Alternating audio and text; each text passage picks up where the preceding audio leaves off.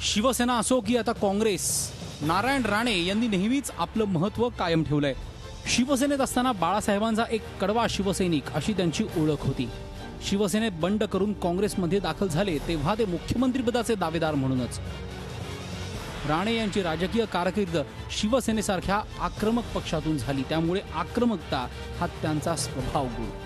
त्यामुळे काँग्रेसमध्ये आल्यानंतरही त्यांच्यातली आक्रमकता जराही कमी झाली नाही आणि त्याचे चटके अनेक वेळा काँग्रेसलाच सोसावे लागले. शिवसेनेतून बाहेर पडल्यानंतर राणे विरुद्ध शिवसेना ही लढाई सुरू झाली. पण 2014च्या सार्वत्रिक निवडणुकीत सगळं चित्रच बदलून गेलं. कोकणात आपली सत्ता कायम राहील असा नारायण राणेंना आत्मविश्वास होता. पण तोपर्यंत एक एक करून त्यांचे सगळे खंदे समर्थक त्यांना सोडून इतर पक्षात गेले होते. आपण एकटे असलो तरी जनता आपल्या सोबत राहील असा त्यांना विश्वास होता. पण 2014च्या लोकसभेच्या निकालाने सगळी समीकरणच बदलून टाकली. या निवडणुकीत राणे यांचे पुत्र निलेश राणे यांचा 1.5 लाख मतांनी पराभव झाला आणि तिथूनच नारायण राणे यांच्या कोकणातील अभेद्य किल्ल्याला सुरुंग लागला. राणे म्हणजे कोकण आणि कोकण म्हणजे राणे हे समीकरण मतदारांनी फोल ठरवलं.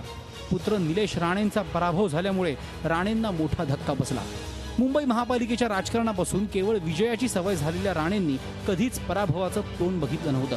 मात्र 2014च्या लोकसभेच्या निवडणुकीत त्यांच्या मुलाला पराभव पत्करावा लागला. पण ही तर केवळ सुरुवातच होती. जनतेनं विधानसभेच्या निवडणुकीत खुद्द नारायण राणे यांनाही धूळ चारली. वैभव नाईक यांनी राणेंचा पराभव केला. या निवडणुकीत राणे यांचे पुत्र नितेश यांनी विजय मिळवला. मात्र राणेंच्या पराभवामुळे त्यांचा विजय झाकोळून गेला आणि इथूनच राणेंच्या पराभवाची मालिका सुरू झाली. या पराभवानंतर राणे काय करणार असा प्रश्न त्यांच्या समर्थकांना पडला होता.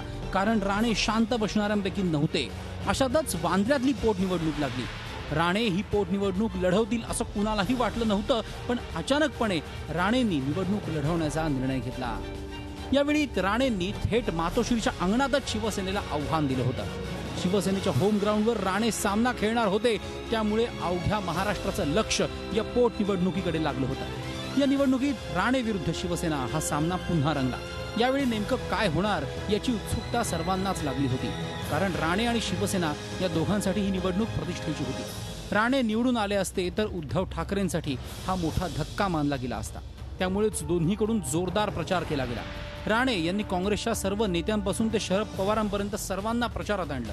पण शिवसेनेच्या संघटनात्मक शक्तीपुढे नारायण राणेंचा टिकाव लागला नाही आणि अवघ्या 6 महिन्यात राणे यांना 2दा पराभवाची चव चाखावी लागली. शिवसैनिकांनी मालवण पोटनिवडणुकीतल्या पराभवाची परतफेड वांद्र्यातल्या पोटनिवडणुकीमधून केली. Bureau report, Zee Media, Mumbai. Zee 24 तास रहा एक पाऊल पुढे.